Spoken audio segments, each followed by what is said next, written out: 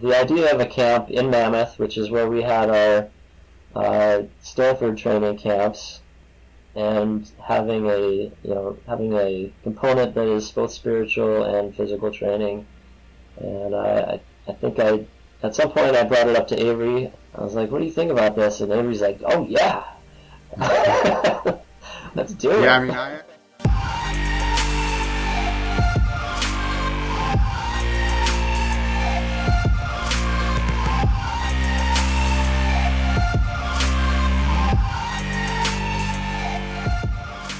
Okay, welcome to, or welcome back to, the Altitude Project podcast. I'm your host, Thomas Madden, and through what I've experienced in running, I have developed a passion to help athletes experience fulfillment in knowing God and worshiping Him through their sport. I serve on staff with the Altitude Project, which is a summer training camp in Mammoth Lakes, California, that develops collegiate distance runners to excel in competitive running and Christian living. But it's much more than a camp. The Altitude Project has become a community of athletes that have been transformed by God's love and grace. So the purpose of these conversations is to understand how they have encountered God's love and grace, how they came to place their faith in Jesus Christ, and how their faith has influenced how they view themselves, running, and the world around them. Whether you've been a Christian for a while, or just started following Jesus, or you're simply curious about how faith and sport connect, I hope these conversations will inspire you to invest not only in your physical training, but also in your spiritual development. Now, before we introduce today's guest, if you want to join or support our community, there's a few ways you can do that. First, if you're a college runner, you can come to camp this summer. Head over to altitudeproject.com or use the link in the show notes or description to register. Second, tell your friends. Tell them about us. Share this podcast with them. Show them how to find it and subscribe. This is the best way to reach others. Finally, on the website, again, that's altitudeproject.com, you can learn more about how you can support the camp with your finances or prayers. Okay. So for the first episode of the podcast, there are no better guests than the co-founders of the Altitude Project, Avery Blackwell and Greg Jimmerson. Avery ran for Cal Poly, where he was 8-time All-Conference and qualified for NCAA cross-country as an individual in the year 2000.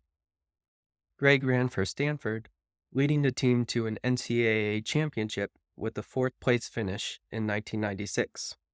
He competed in 3 Olympic trials, running the steeplechase in 2000 and the marathon and 10K in 2004. He also competed for USA at the World Cross Country Championships on 2 occasions and has personal bests of 8:31 in the steeple, 13:38 in the 5K, and 2:16 in the marathon. Both were part of the Nike Farm Team in the late 1990s and early 2000s. Which was an Olympic development training group with some of the best runners in the country and was coached by legendary coaches including Jeff Johnson, Vin Lanana, and Frank Gagliano. And in this conversation, they share how their experience in college and at the Nike Farm Team planted the seed for the idea of the Altitude Project camp. While this is the story of the Altitude Project, you'll realize that it's about so much more. This conversation is really about being commissioned. The last thing Jesus did after the resurrection, just before he ascends to heaven, is he commissioned his disciples to make disciples of all nations, baptizing them in the name of the Father, and of the Son, and of the Holy Spirit, and teaching them to obey everything I have commanded you. That's in the Bible at the end of the book of Matthew. It's often referred to as the Great Commission, and applies to all Christians, followers of Christ. Avery and Greg are exemplars of commissioned followers of Christ. Throughout this conversation, you'll notice their love for others, how they develop relationships with the people around them, and their desire to teach others about the Word of God. All components of the Great Commission, and all part of how each of us are called to God and to others. So when they felt called to start a camp to help develop collegiate distance runners to excel in competitive running and Christian living, they were obedient to that call, persevering through the doubts and challenges. So through this story, you'll see what it looks like to be commissioned and also be obedient to our call to make disciples. And this call is for everyone. All Christians are commissioned to make disciples, and we are all called to God and to others. For most of us, this probably doesn't look like starting a new camp for college athletes. For you, it might look like developing relationships with your teammates, leading a prayer time or Bible study, or if you're new to the faith or not yet following Christ, maybe that looks like growing in your knowledge of who God is and what He says in the Bible. So pay attention to Avery and Greg's response to being commissioned, because they're practical takeaways for all of us that we can use to respond to our call with obedience. This was a real treat to sit down with the people who founded the project that I have had the pleasure of serving with the past few years, and be inspired to live out the Great Commission. So with that, let's dive into this conversation with Avery Blackwell and Greg Jimmerson. Avery and Greg, it's great to talk to you. How are you? Doing well. Yeah, thanks for having us on. It's good to meet you. Yeah, it's great to meet you, and exciting to get a talk with you about camp and our experiences. Yeah, it's an honor to be talking with you. It just feels like kind of this special moment because, I've been honored to be on Altitude Project staff and be part of this community and ministry. And I've had the pleasure of sitting down with people and talking about their experiences and their faith stories. People who have been involved in the Altitude Project and are part of the Altitude Project community. And it's just been a transformational impact that they've had from their experience in Altitude Project. So, it's this special community, and so it's an honor to be talking with the founders who founded it, and this being the 20th anniversary of the founding, it just feels special. I don't know if that's the way you feel, or how do you feel looking back at it? Yeah, I mean, I think it's wild when you said 20 years to think that there's been 19 camps already, and just all the life that's been lived. You know, some of the athletes that came, that first year are probably, they were less than 20 years old when they first came to camp, and now they're, almost twice as old as they were when they came to camp. It's just crazy to think about that. Yeah, it makes me feel old, but also, really thankful that it's still going after 20 years. That's kind of incredible. I don't know that I had like a long-term vision for it. I was just thinking this year and the next, kind of.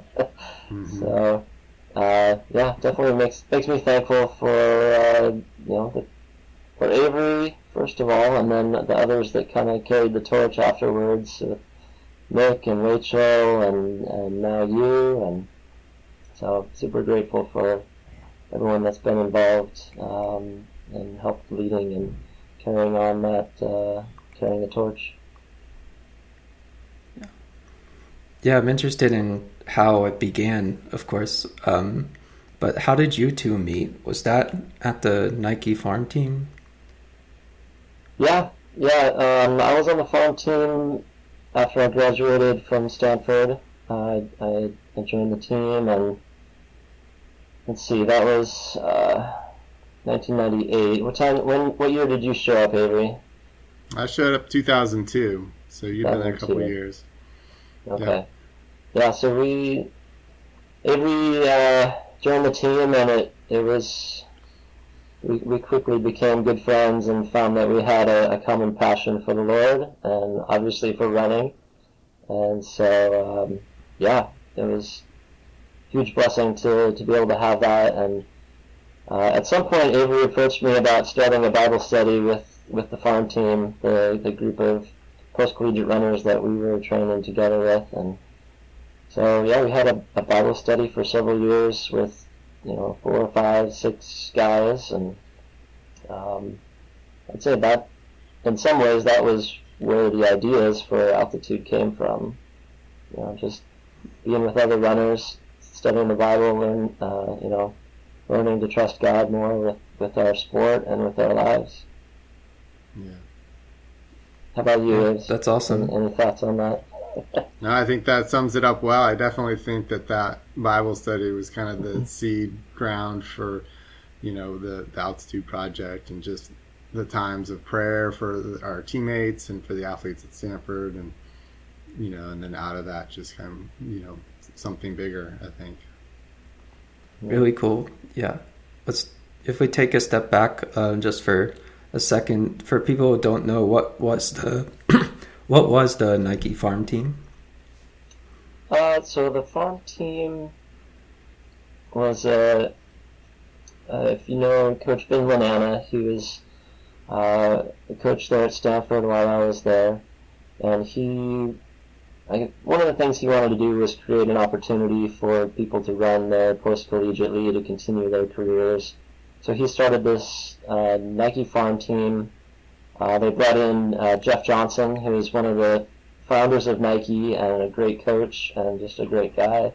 He coached the team for a few years, and then Coach Gagliano came out from, he was at Georgetown and then the Reebok Enclave, and he came out and joined on with the Nike farm team. And just an opportunity to kind of transition from college running to post-collegiate running, especially for athletes that weren't sponsored by, didn't have a big shoe contract or something. It was a great opportunity to train with other people, to continue to pursue your goals while working. We got a lot of support from Nike for equipment and travel and physical therapy and things like that. It was a great setup.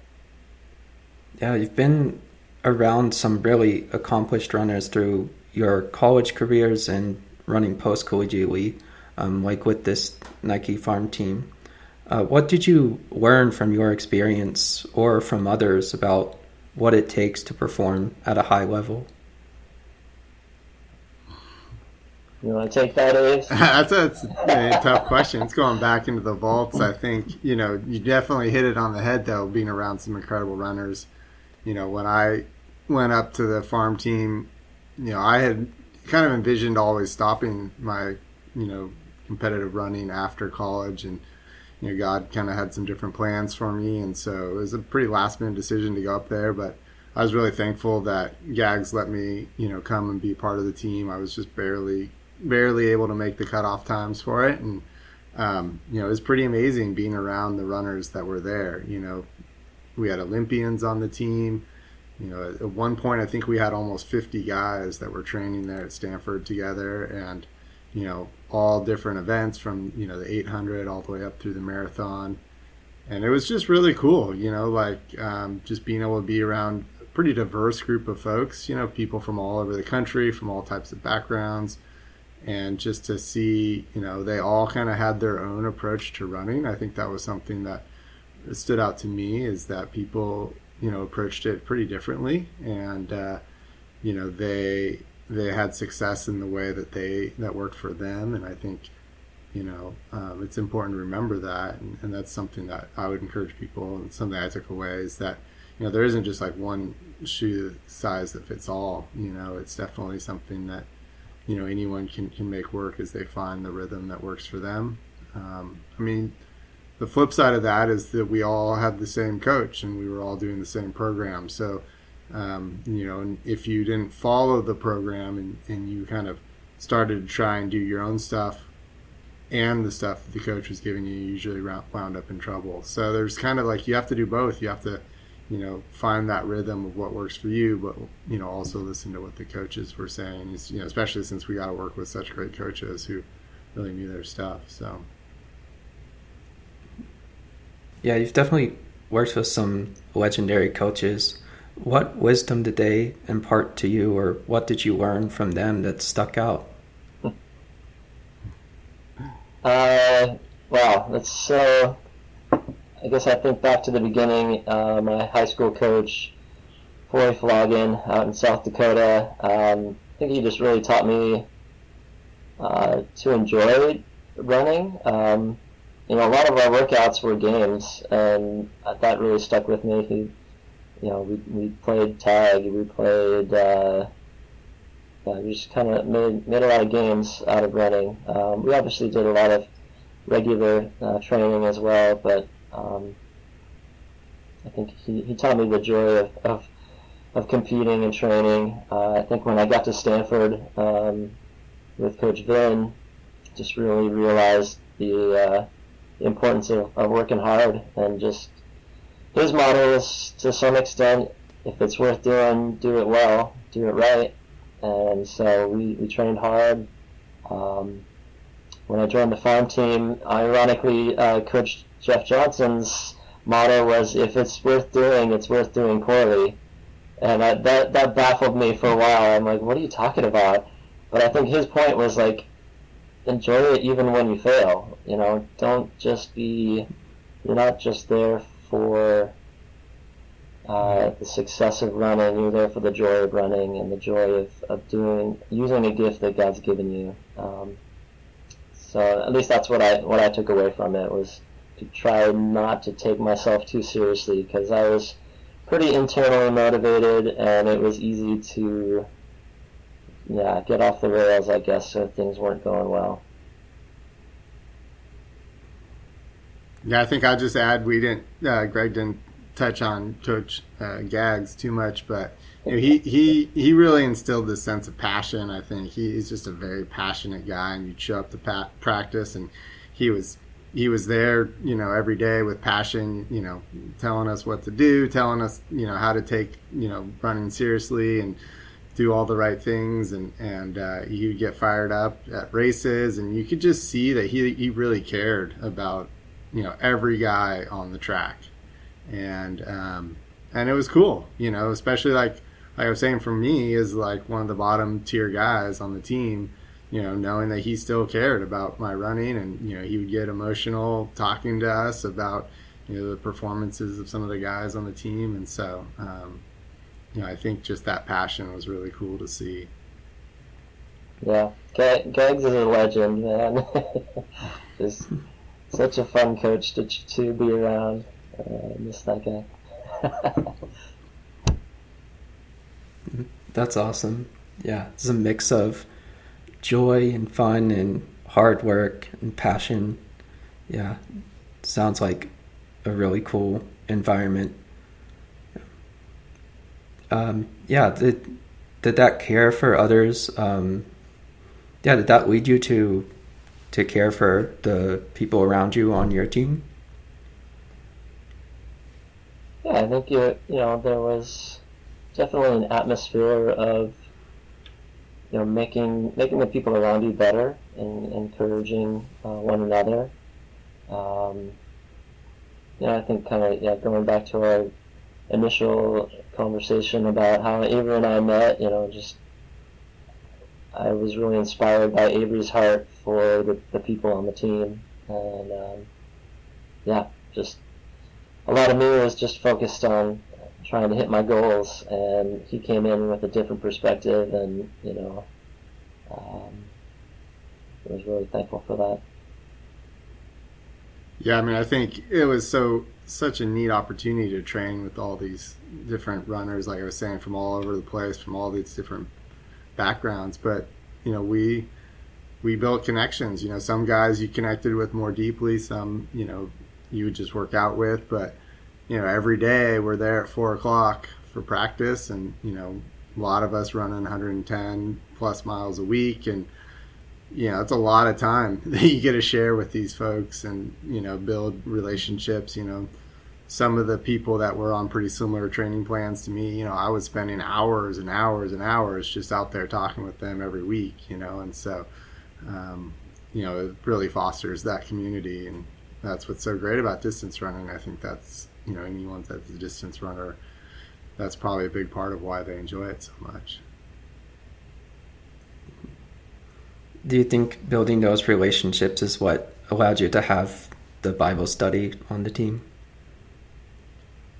Yeah, I think so. I mean, we just got together. We, through those conversations, there was several of us that kind of connected and felt, like our relationship with God was an important aspect of who we were, and that we wanted others on the team to be able to enjoy that as well. And so we just started by praying, and we just met together every week and met at the track for a while and prayed there. Then we started meeting at one of the guys' house, and we just started sharing meals together, and through that, just kind of, started meeting and being together, and then we're able to invite more folks from the team to come and join us and be with us. And I think it was a really welcoming environment. We definitely had people come into Bible study that didn't necessarily believe in Christianity or God, and so it was a neat way to be able to connect with them. So I think running, and distance running is kind of unique in that as a sport that, at least half or more of the training days you're jogging at a conversational pace, not necessarily jogging, but you're able to have a discussion about what's going on in your life, and inevitably hard things come up, issues of faith come up, and it's just that's one of the things I enjoyed most about being a distance runner is having that, and just that it's a very social sport, as opposed to you can't necessarily play a basketball game and be having a deep conversation. So, yeah, it's kind of unique that way. Mm-hmm. Yeah, it is a special component of the sport, I think. Yeah. So you mentioned that the Bible study is kind of the seed for the Altitude Project idea. So I was wondering, was there a particular moment that you thought about that idea of starting a camp for college runners, or did that kind of develop? I think Greg kind of came up with the idea. He had done an internship with Athletes in Action for a year, and came back from that summer. I think, did you end up doing a summer project somewhere with them?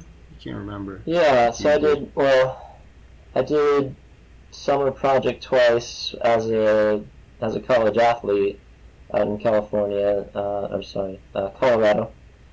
They had the summer project as part of Athletes in Action, and really enjoyed that. It was an amazing time to grow as a Christian and be around other athletes. But at the same time, I did most of my training on my own, because it was kind of all sports. So I always kind of wished, it'd be great to have some other runners here. And then, I guess later on after college, I worked for a few years in the engineering field, and then I decided to take an internship with Athletes in Action, with Tim Ellis up there in Xenia, Ohio. But I was working at Stanford and ministering to college athletes. And one of the things you do as an intern is you work at a summer project. And so I remember Tim talking to me about that, and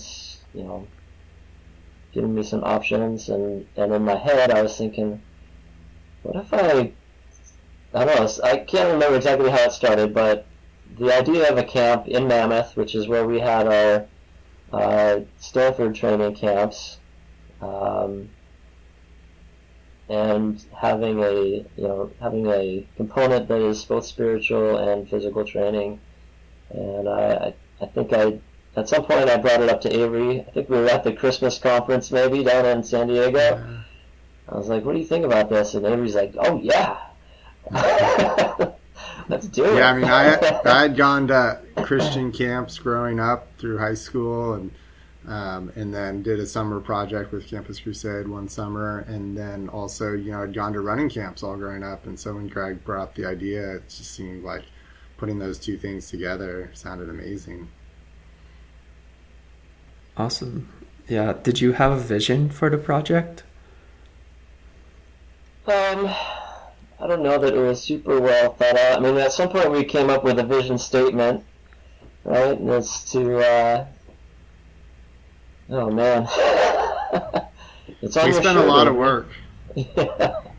Yeah. we spent a lot of work, envisioning the camp. I think, we put in a lot of groundwork, praying about the camp and, thinking about what we wanted to see. I think, for me, the initial vision was just like I said, kind of putting those two things together of, the things I'd experienced at, Christian camps, summer project where we're trained and, learning about your faith in God, you're growing together, you're in community, and then just combining that with what I'd experienced at running camps where it was like, just intense training, being out in the beautiful nature, connecting with other runners and learning from them.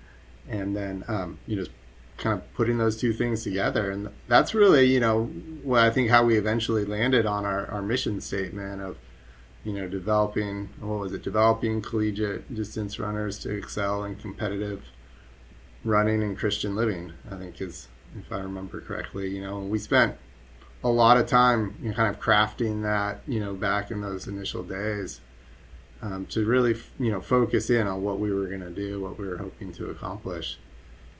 I think all that effort paid off, though. I think it really helped, solidify for us a vision for the camp. And, we spent a lot of time fleshing that out into what it would look like. And we had lots of great, we had other people that really helped us. Greg and I kind of came up with the idea and started pushing it forward. But we also had, Jim Sorensen and my wife, Katie Blackwell. They both were kind of, co-founders almost with us in terms of they put in a ton of work in the beginning and sat through a lot of meetings with us where we just kind of brainstormed and, talked about crazy ideas and, kind of envisioned what life at camp could look like. Did you feel called to do this or, did you feel called? Yeah, I think it's probably as clear as anything that I'd experienced at that point in my life. It just felt right, I think even kind of leading up to that, like I said, I had left engineering to join Athletes in Action as an intern, and that was a pretty pivotal change. I mean, I hadn't really ever considered ministry as a vocation. But yeah, definitely when we started dreaming up this idea of the Altitude Project, just kind of lit a fire in my heart to do it. And it's like, how do you say no to that? when it's something, it's two things you love all in one. Plus, it's three things. It's the social aspect, it's the spiritual aspect, it's the physical and the running and being in Mammoth.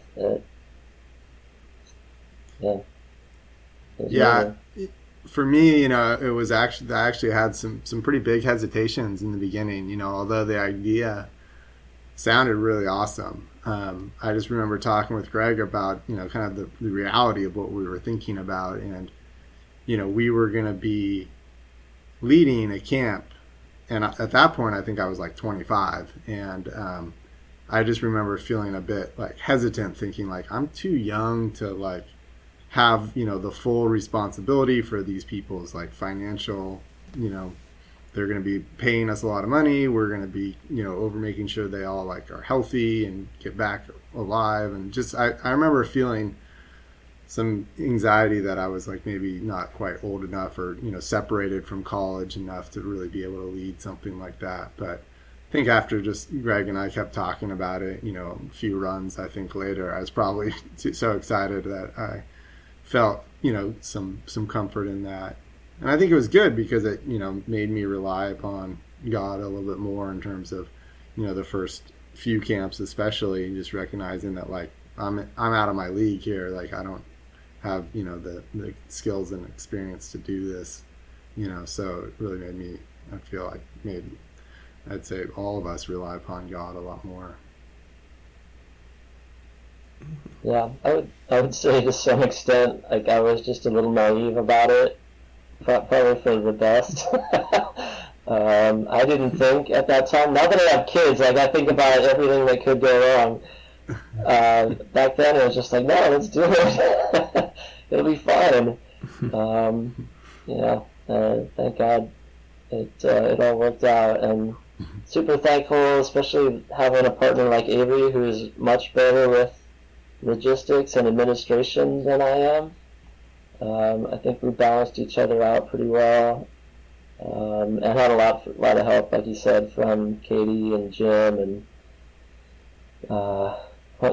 eventually Paul Davis and Nick and Rachel and others, and Bethany. Yeah. Yeah, sounds like you made a great team. So we updated the logo in the last year. Have you seen it before? No. The new logo? Yeah, I just noticed it after you reached out. I decided to look online and see what I could find from old videos or something, and realized, a new logo. It looks nice. Yeah, I've got it right here. It's got the two peaks to represent the twofold mission that you described. And so, I wonder if you could break that down. How did you land on that mission statement? Why developing collegiate distance runners to excel in competitive running and in Christian living?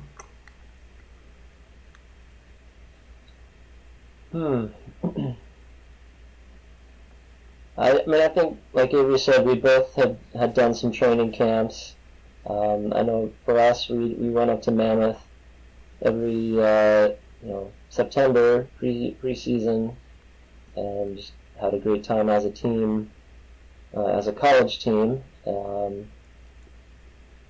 But always, kind of missing a real focus on the spiritual aspect, obviously, and by contrast, going to the the Athletes in Action project, it was a lot of spiritual investment, but not having other distance runners to train with, and so combining that was a big thing, and I think just kind of trying to live out the Great Commission, that we're called to impart the love of Jesus to others, and try to share the good news of the gospel with people. And I think when you share a commonality with somebody,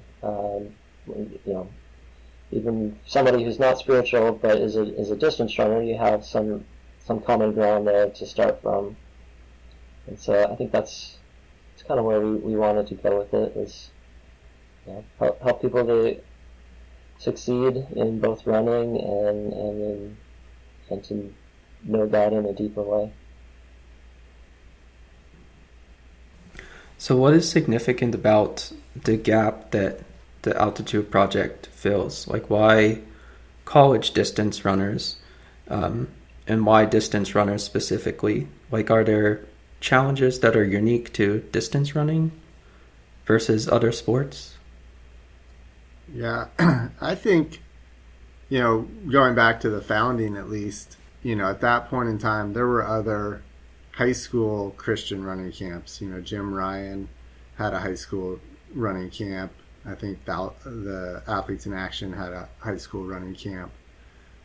So, but there wasn't really anything for college. And I think, I can't speak to other sports necessarily, but I think of it more as it was an opportunity. Like Greg was saying, I went on a summer project when I was in college, and it was really difficult on my running career because, like he was saying, I was training by myself every day. I was waking up really early.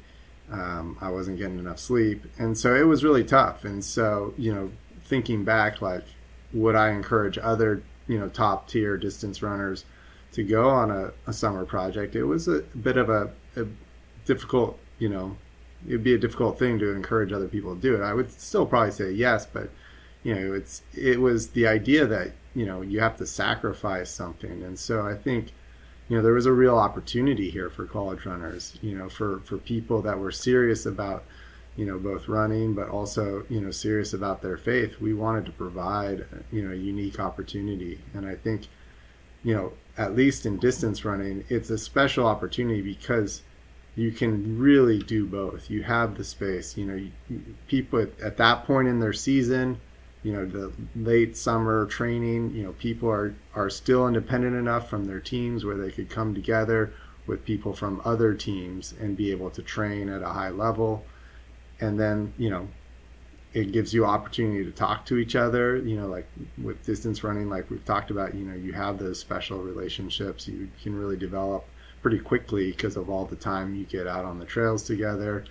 And so I think for me, it was just more of an opportunity that we were capitalizing on, a really great opportunity for people that were serious about their running and serious about their faith and wanted to grow in both of them. And there wasn't really anywhere else that they could do that. And so so it felt very natural and like it was just a great place to do it. And Greg kind of touched on this before. He had done lots of camps up at Mammoth with Stanford, and so he had a lot of kind of insights and knowledge about how to do a camp up there. And there was a lot of elite runners training up in Mammoth at the time, and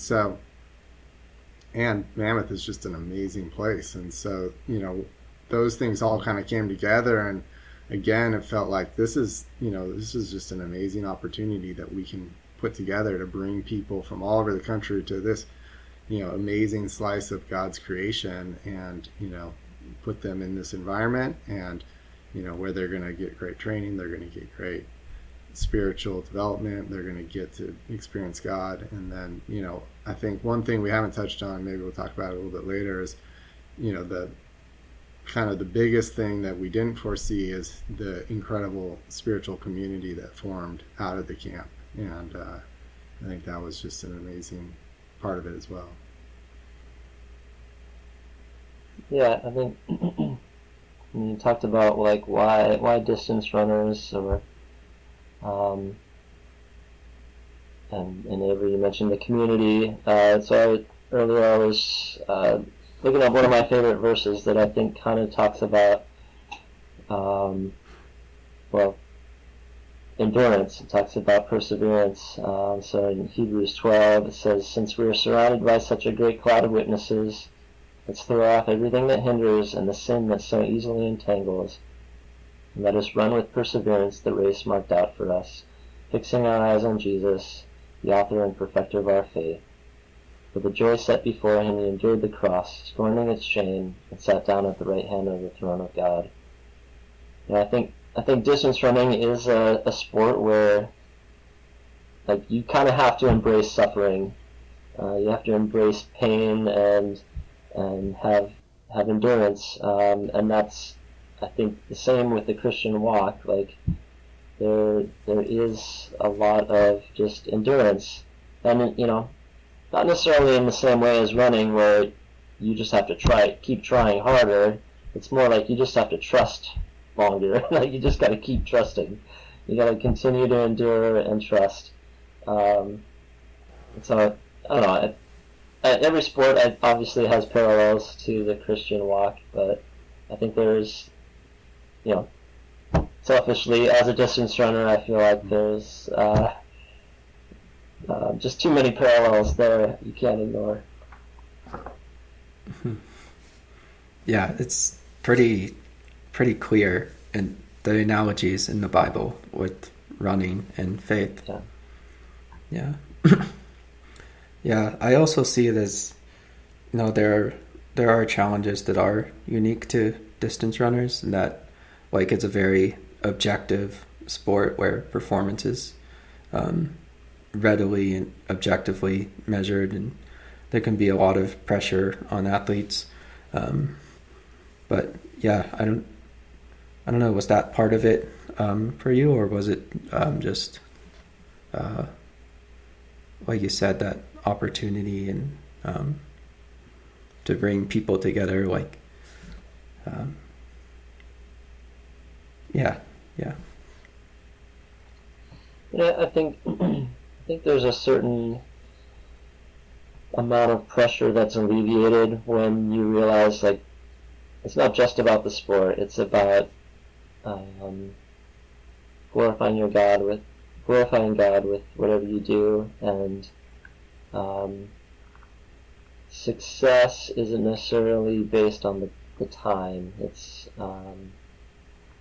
we have qualifying times for nationals and the Olympic trials, and so it's a very like standards based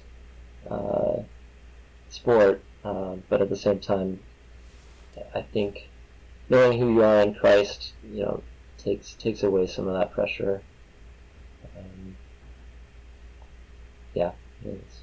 That's my off the top of my head thoughts. Yeah. So how does Altitude Project develop athletes to be disciples of Christ? Training tidbits and altitude sessions. Yeah, when you want to talk about it, Avery, I don't know. I mean, there's just so many different things. It's the schedule is, very strategically planned out with a lot of variety of items, and you just are getting taught through so many different modes of teaching, right? It's not just the same approach of like we're just going to sit down in like a classroom environment and teach and that's it, but it's like Greg was saying, we have like the training tidbits, which are short training sessions where we have people speaking about specific subjects, but that's a great way for people to learn about things, and people totally get new insights and build their skills. But then there's also like workouts, where we have coaches come in and they're providing, more specific training on like in a workout session. We have like a lot of the training wisdom that you get is just out on the run, talking, like I was saying before, talking with people from different teams and hearing how they've approached, their training, or they've, dealt with different types of injuries or, different things like that. And so you get that, I think there's also just training with different people and seeing, like just seeing how they work out. If you're there for a week, you see like the different drills people do after they work out, or the stretches that they do, or how some people eat before they run. So just rubbing shoulders with the athletes. And so that's in terms of like the physical training. Like I said, there's all these different modes of experience that teach. And then on the spiritual side, it's kind of the same thing, where we have just a wide variety of experiences, and that kind of help shape the whole training and teaching part of it. By far the most valuable, though, is just the interaction with the other people that are at camp, and just sharing the struggles that you've had or the things that you're thinking about, and getting these perspectives from other people. Yeah, there's a lot of ways we try to kind of engage on both fronts. I think some of my favorite activities are ones where it's a combined physical, spiritual experience. One of the things I liked the most was we would do what we call Golgotha Run, or the Resurrection Run, and it was the last day of camp. We'd do a long run, and every 3-ish miles or so we would stop and we'd have a reading from the scripture, from the Passion of Christ and his suffering and ultimately his death and resurrection. And as you're out on a long run, it's a little bit easier to comprehend suffering, I guess, and to just have miles and miles to let that scripture and the truth of what Jesus did for us kind of resonate and sink in, and then finishing with the last mile or so going up a hill, and we all grab either a board or a stick and put it over our shoulders, so you're just basically using your legs the last mile of your long run, and that's I don't know, that I've shed a lot of tears actually in that last hill, because it's so poignant at that point that how much Christ loves us and suffered for us, and it's like I said, it's like the ultimate like marriage of the physical and spiritual and the experience of the Christian life.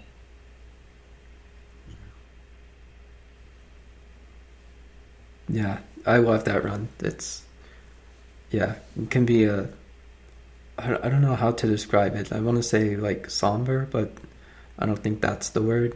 But it's an awesome integration of the physical and spiritual, which is kind of what camp is. Mm-hmm.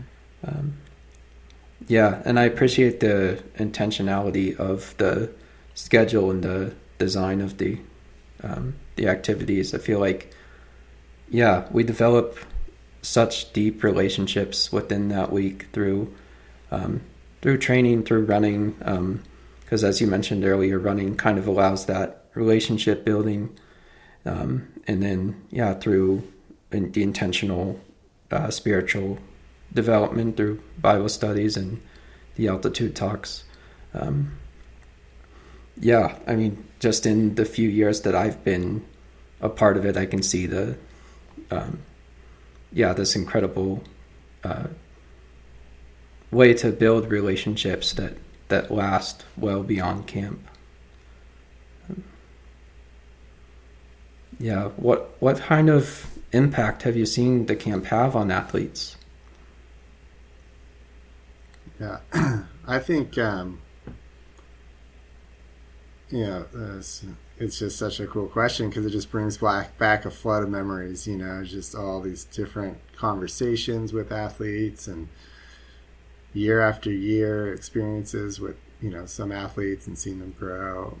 One of the big things for me with the Altitude Project was being able to train folks to go back to their teams and to feel equipped to be a light in the darkness of their team. When I went to Cal Poly as a freshman, I was the only Christian runner on my team, and it was tough. Like the guys on my team, they were great guys, but they did not, have a worldview like mine. They were not, interested in, talking about Christianity. They were definitely more interested in talking about things that this world says is going to make you happy. And it was difficult for me for, a couple of years, just, being there by myself. And I just when a big part of the Altitude Project was to be able to equip people that were in similar experiences and to see them be able to go back to their teams and to feel, ready to be able to be a light on those teams and maybe start a Bible study on their team, or maybe, be able to share their faith or their experiences with their teammates, or at least, be able to stand firm in the truths that they believe, and the pressure that they're going to get from their teammates. And, so the impact was just being able to see those athletes coming back. And, there's a few teams that come to mind where, the first year they had one or two people come, and then, after that they started having more and more teammates coming. And just being able to see that was so neat, to see the impact that these athletes were having on their teams, and the relationships that they were building, and the trust that they had in Jesus to go with them to their teams, and to really see him expand his kingdom into their team. So it's just really cool to watch that happen. Yeah, there's a few that kind of, I mean, I think everybody left changed in some way. Just a couple that like come to mind that just still blow my mind. One guy came, a couple guys came, not believers. One of them's now coaching cross country and track at a Christian university, and leading his team. Another guy got a master's in divinity, teaching apologetics, and it's just, I don't know. Those guys weren't believers when they came? Yeah, no, yeah, so, wow. And obviously it wasn't just camp, like they went back to their schools and they had community and they had other pastoral teaching, and God did a lot in their lives, apart from camp, but they would both say that it was a pivotal moment for them. So thinking about all the changes, and we even joke too, like there's been a handful of student athletes that have like met their future husband or wife there, so that's always fun to kind of hear the stories of not just spiritual growth, but other ways that camp has changed their lives. Yeah, what do you think allows the Altitude Project experience to develop such lasting relationships, and how has it become this special community?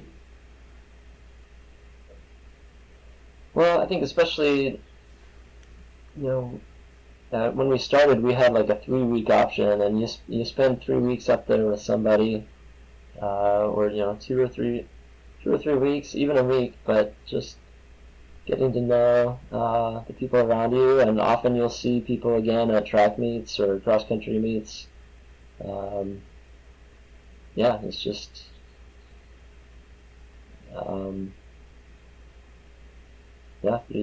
you spend most of your day with a handful of other guys or other gals, so you living with them too. living together, training together. We cook our own meals, so we do a lot of shopping, a lot of cooking, a lot of cleaning. All that, that's part of the experience too, is you're just doing regular life together. Yeah, pretty amazing. I think there's the intentionality part of it as well.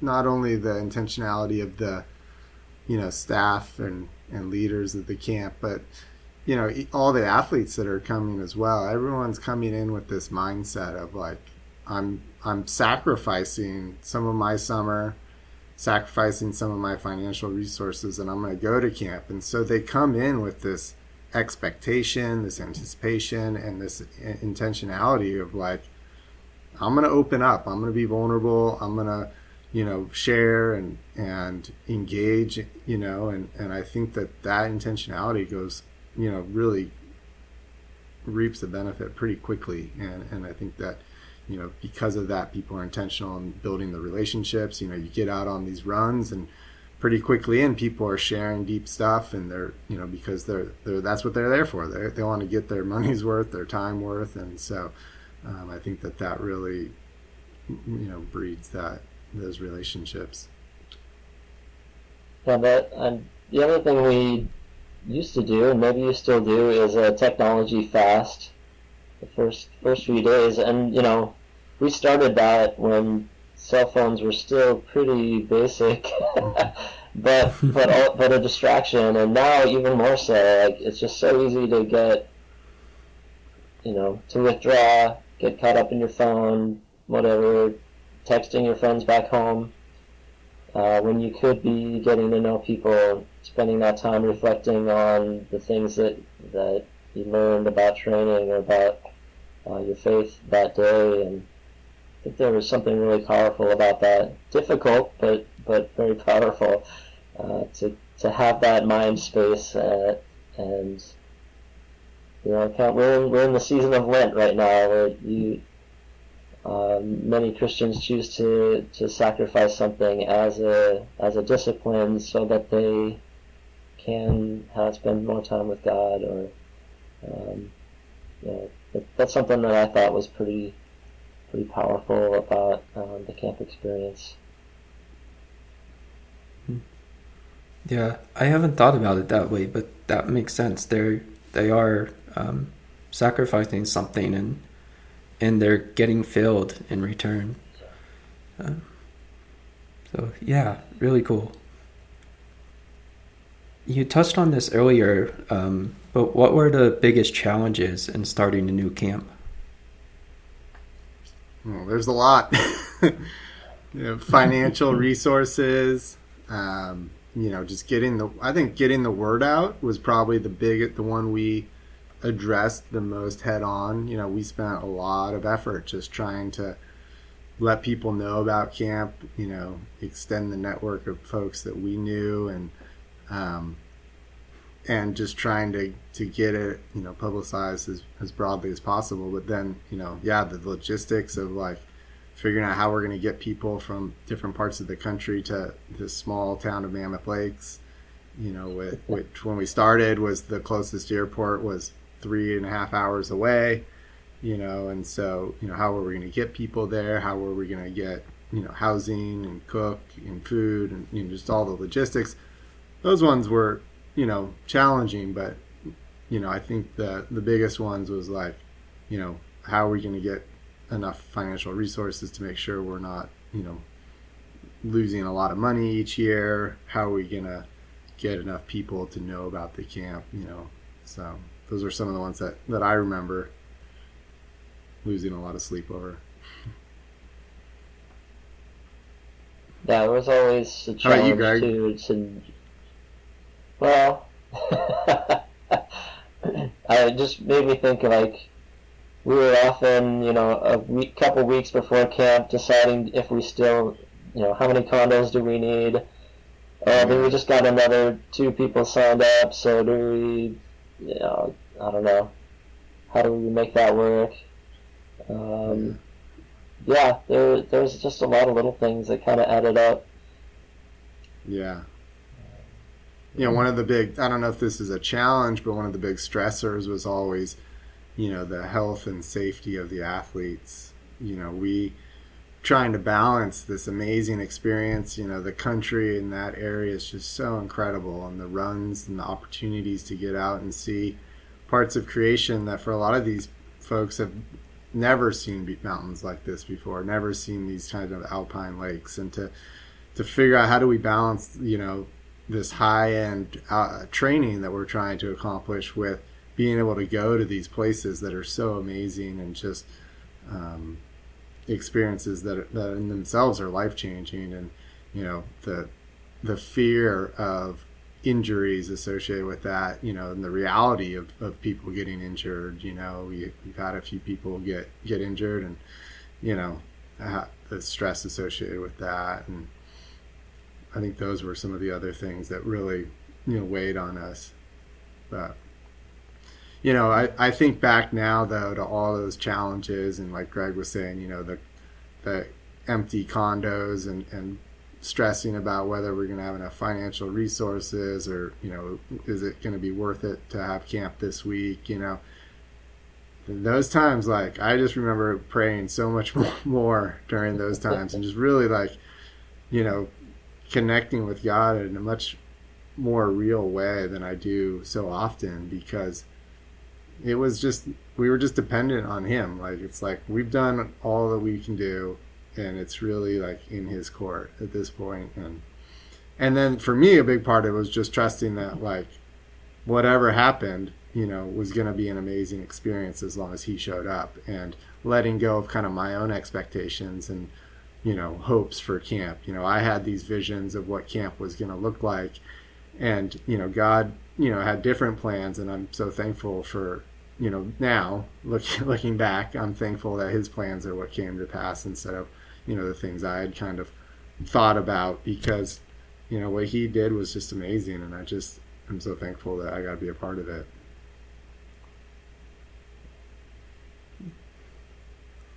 Is that similar for you, Greg? How did God use you in those challenges? Yeah, I think I also remember just praying a lot, and we'd have people get hurt or lost, driving around the woods trying to find somebody, and thinking, what have we done? Thankfully, not for too long, but yeah, I definitely felt a sense of a weightiness of the responsibility of being a camp leader, and wanting to make sure everybody had a good time, but more importantly, like being safe and well taken care of. So that was probably the most stressful stuff.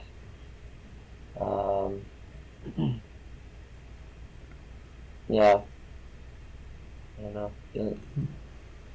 Too many thoughts go through my head now. It's hard to pick just one. Yeah. Yeah, that dependence on God and your obedience is inspiring. Right? I see people with a vision who were obedient and answered their call, and were dependent on God and obedient to his calling. And so your leadership of the Altitude Project has been inspiring to us current staff now. So we appreciate what you've done. Thanks. Yeah, absolutely. Thank you. Do you have a favorite memory from Altitude Project? I was thinking maybe before I share one of my favorite memories, I could share one of my least favorite memories. Just Okay. go on a little different angle here. Like I said, one of the biggest challenges we had was trying to get the word out. And after our first year of camp, we had this crazy idea of at the Stanford Invitational doing this, like, we called it an altitude summit, and we set up a booth at the Stanford Invitational, and we had materials from Athletes in Action, and then some brochures and stuff for our camp. And the idea was trying to get more people to come, and we publicized, and we had an event during the Stanford invite where we invited Ryan Hall and Sarah Hall to come and speak, and then Josh Cox, who was a pretty fast marathoner at the time, and he had been a contestant on The Bachelorette. And so we had this idea of let's have him come and speak about his experience on The Bachelorette to try and draw people in, and then also about he had come to camp the year before, what it was like at camp, and what it's like to be a runner, and to focus first on your relationship with God, and kind of all things, And so we spent so much effort trying to publicize this event, in hopes of anticipating or publicizing our other our camp. And I just remember that day we had spent so much time in preparation. I think we had maybe 10 people show up at this event, and I was just so disappointed. I'd put so much effort in, but it's just one of these things where it's God had a different vision. And at that event was Nick Schutz, who ended up being one of our camp counselors for 10 plus years, and then ended up directing the camp for many years after that. He's now on staff with Athletes in Action, or maybe he's with Crew at this point. But it's as I look back on that, even though I get so much heartache thinking about all the time I put into it, it's just a reminder that God has different plans, and he calls us to do things, and we think okay, we're doing it for this reason. And it's just you gotta be careful thinking what God's trying to accomplish all the time. And so that was one of my least favorite memories, but it had a pretty awesome outcome. So and further, if Nick was how I got involved in Altitude Project as well. Oh, wow. And I know he's had impact on others. So yeah, it keeps going. Yeah, I was thinking, I mean, I've got a lot of good memories of, like, people getting baptized in Yosemite and being up by Mammoth Rock and singing worship songs in the moonlight, you know, and just seeing the stars, and just incredible, like, spiritual, like, feeling the presence of God moments. And a lot of just ridiculous moments too. So one of the fun memories that I remember is we used to do this firefly relays all the time. So I'd go out later at night when it's dark and everyone gets a glow stick and you have a relay race. And I don't know if it was the first or second year, but Avery and I were running together, and we get halfway through the loop. And I'm like, okay, Avery, let's just cruise it in. And like, as I was halfway through that sentence, Avery just went, like, left me in his dust. And I was like, oh, damn it, now I have to try to catch him. We were tired from staying up late, doing everything, you know. But, I don't know, just a lot of really fun memories of good people. Yeah, I mean, I think Greg touched on some of those memories, you know, doing the long run with the verses. There's so many different years where I'm contemplating different aspects of life and my relationship with God, and just really those runs were so powerful. I think the memory that stands out to me is, you know, what Greg alluded to, is when we had some folks get baptized up at camp. And, you know, we talked about the community that forms at camp, and you know, after a couple weeks of being together up there, and you know, you're really just living like the early church did. You read the book of Acts and you go to camp and you're like, oh yeah, these are pretty similar. You know, we're just all together, we're eating together, we're praying together, we're spending all of our time together, we're talking about God. It's just like what the early church was doing. And you know, you just experience that so powerfully. And I remember being at camp, and some of the guys in one of the Bible studies were talking about, you know, we were reading through one of the books in the Bible, and it was talking about baptism, and questions started coming up, and some of the guys, one of the women there, they hadn't been baptized, and they're like, well, we want to get baptized. We want to be, you know, in God's kingdom in this way. And I remember we all had to break and, you know, have a little internal discussion about, is this the right place for people to get baptized?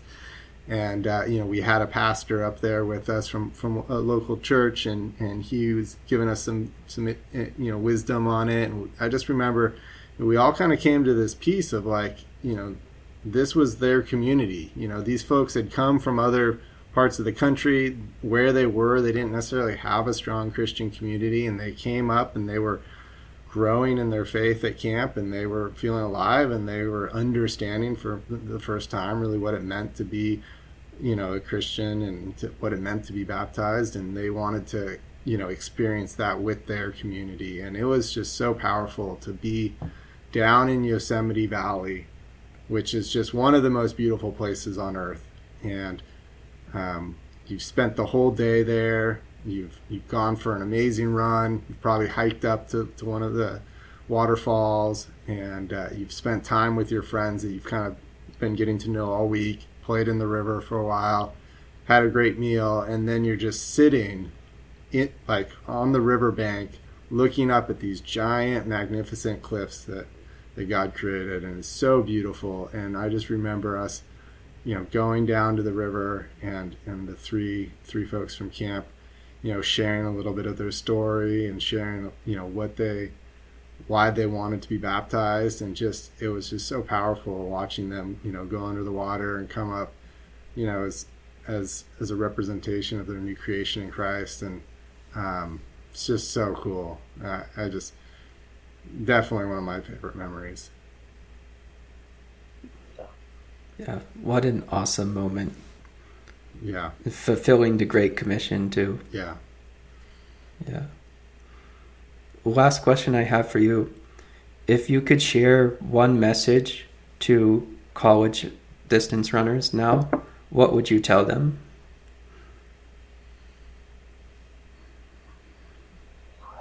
Wow. I feel like I could learn a lot from them because they're all running a lot faster than me now. It's all the shoes. It's got to be the shoes. Yeah. I don't know. I think I alluded to it earlier, just to enjoy it and to if it's worth doing, it's worth doing really well, and it's also worth doing even when you fail. Kind of hold those two sides of the coin. You know, I guess, yeah. Enjoy both sides of that as much as you can, realizing that your identity, your who you are is not based on how well you run, how fast you run, but it's in Christ, and try to always keep that in perspective. Yeah. Enjoy your teammates. Yeah. Make the most of the time you have with them. I've made some really good friends in college and through the altitude camp, that I'm still in touch with, and those are really special relationships. Yeah, and continue after college to invest in your relationship with people and with God. That's my 2 cents. Awesome. Yeah, I mean, college is such a unique experience, and for distance runners, it's so easy to get fixated on the goals that you have in your running. And a big thing that we had that I was thinking about while I was competing and leading the altitude project, and after I was competing, but was, like Greg mentioned, just you can't find your identity in your running. What you accomplish on the track or the cross country course is never gonna bring you fulfillment. It's never gonna, create an identity that brings you worth or value. And it's so hard to believe that truth. And but you've really got to, embrace that and just continue to dig into what does that mean. I think that, when you recognize that your relationship with Jesus is really the only fulfilling thing, that's what's going to bring you true worth, then that's where you'll start to feel satisfaction. And you can still be an amazing runner if you have that perspective. It doesn't mean you can't run hard, you can't train hard, you can't, give it everything you have, but you have to have that perspective first. And once you get done with running and move on to other areas of life, it's just going to transition into whatever else you're doing next. You're going to have to learn how to, continue to put Jesus at the center of your life and let everything else have a lower priority. And, if you can learn that through your running, it's going to help a lot. Awesome. Well, thank you for sharing, and thank you for being on here. It's been a pleasure talking with you. Yeah, thanks for reaching out. No problem.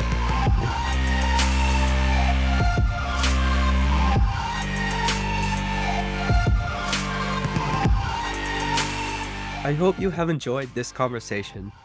If you have questions about the Altitude Project or anything from this conversation, reach out to us at altitudeproject@gmail.com or on Instagram @altitudeproject. If you've enjoyed this conversation, please share this episode with your friends and on social media. Thank you to those who support the Altitude Project with your finances and prayers. Your support is crucial to the project and plays a significant role in the Great Commission. Lastly, let us know how you are challenged, inspired, or encouraged by these conversations. We'd love to hear from you. Until next time, peace.